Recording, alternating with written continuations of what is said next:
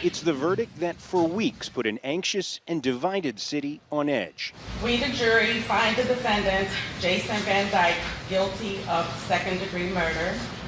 A white Chicago police officer, Jason Van Dyke, was found guilty of the killing of a black teen, a crime that carries a sentence of up to 20 years in prison, then 16 times. Guilty of aggravated battery with a firearm, first shot, second shot, third shot, fourth shot.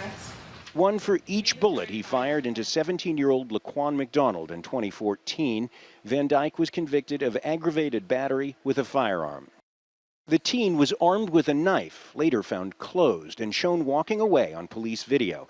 It was Van Dyke who emptied the chamber, the only officer to fire.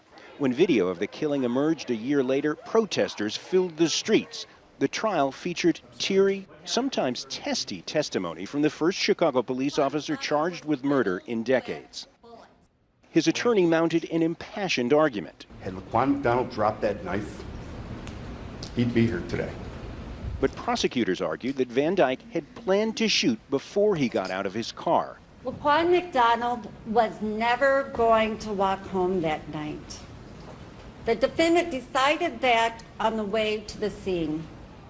Chicago, which still bears some scars from the infamous 1968 riots, was prepared for an outcry. The city's 12,000 police officers were on alert, many of them already deployed around the city as protesters began to gather at City Hall.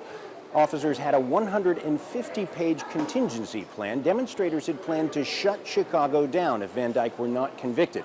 Instead, they celebrated.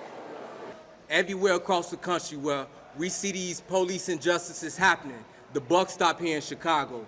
And we pray and we hope that this gives some inspiration and encouragement, not only to the city of Chicago, but all cities across America.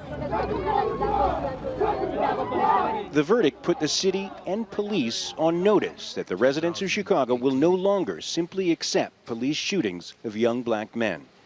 John Hendren, Al Jazeera, Chicago.